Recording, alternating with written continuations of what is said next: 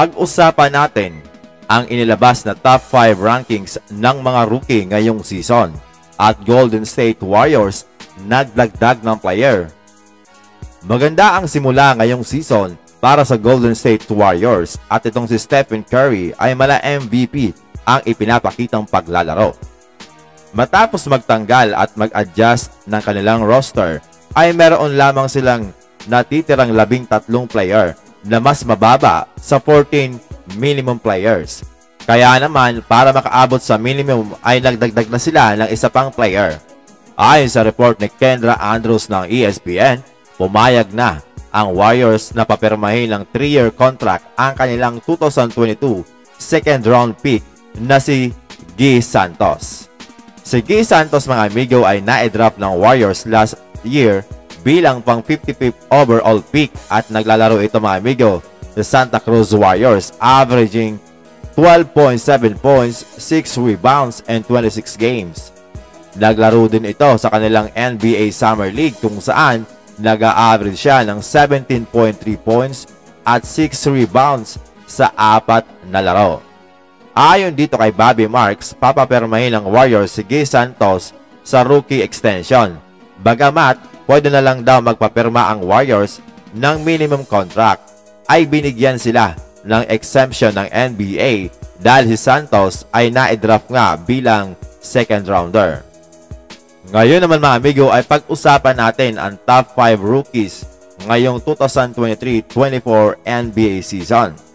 Bagamat napakaaga pa ay nakita na natin ang kanilang potensyal mga amigo.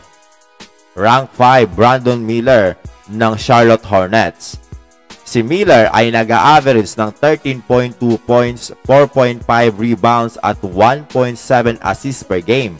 Marami ang hindi nagustuhan ang pagpili kay Miller ng Charlotte Hornets at binanatan pa si Michael Jordan dahil marami ang naniniwala na mas better choice itong si Scoot Henderson na naging 3rd overall pick at kinuha naman ng Blazers.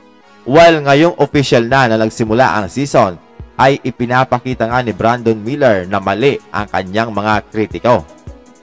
Sa pagsimula ng season mga amigo, si Miller ay nanggaling sa bench pero sa pagkaka-injured ni Terry Rozier ay nangangahulugan na mas magkakaroon siya ng bigger role. Si Miller ay naglalaro ng 31.3 minutes per game on 43.9% shooting from the field sa kanyang 11 attempts at medyo hindi pa ganong ka-impressive ang kanyang 3-point shooting na may 30.8% lamang sa kanyang 4 attempts. So hindi pa naaabot ni Miller ang kanyang potensyal. Rank 4, Ausar Thompson ng Detroit Pistons.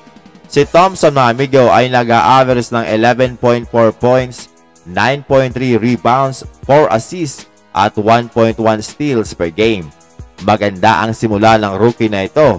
Sa kanyang unang laro ay gumawa agad ito ng 5 blocks at siya pa lang ang nakagawa sa NBA ng ganito na hindi nga sentro ang posisyon.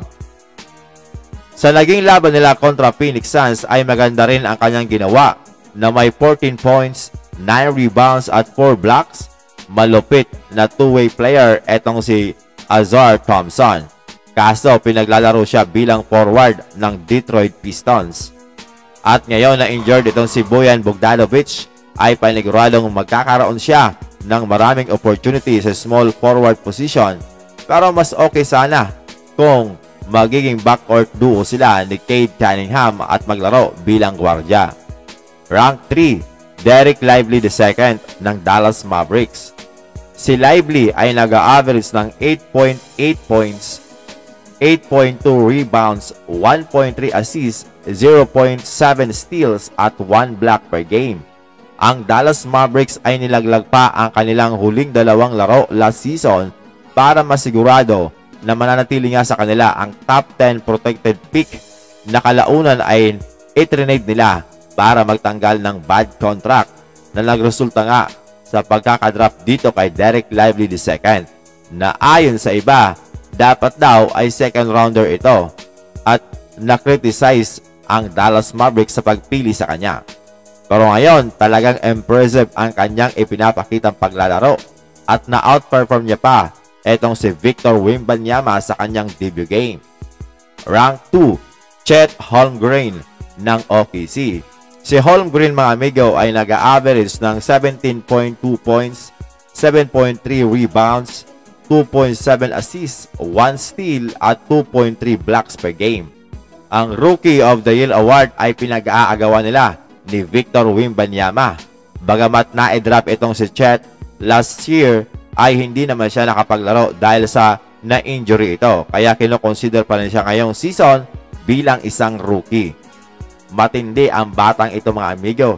Isang higante na kayang mag-dribble ng bola, bumitaw ng tres at mahirap din mapigilan sa ilalim ng pinta dahil maayos din ang kanyang footwork. Ayon pa kay Draymond Green, magiging malaking problema ito sa hinaharap lalo na kapag na-develop ang totoong potensyal. At ang rank 1 walang iba kundi ang super hype na si Victor Wembanyama, ang tinatawag na alien ng NBA ni LeBron James. Si Wemby ay nag-average ng 20.5 points, 8.2 rebounds, 2 assists, 1.2 steals at 2.7 blocks. Kahit hindi masyadong maganda ang debut game ni Wemby, ay efficient naman ang kanyang naging shooting at ipinapakita niya na worth it siya sa hype. Sa dalawang laban nila kontra Phoenix Suns ay nauwi ito sa panalo. At ang kagandahan dito kay Wemby, maaasahan mo talaga siya sa fourth quarter. Ang ginagawa ng ibang team ay pinapalayo nga siya sa ilalim dahil mahirap naman talagang tumira kapag siya ang nasa harap mo. Kaso, ang hahabo talaga ng hakbang at ng galamay nito at kahit malayo ka ay kaya niya pa rin i-contest ang tira. Sa last game nila kontra Toronto Raptors, bagamat talo ay gumawa siya ng 5 blocks. Halimaw talaga mga amigo sa depensa sa ilalim ng pinta. Malayo ang mararating ng batang ito. At ayon pa sa iba, ay pwedeng malampasan ito si LeBron James. Well, tingnan natin mga amigo kung hanggang saan ang kaya ni Wemby. Yan lamang ang ating NBA updates.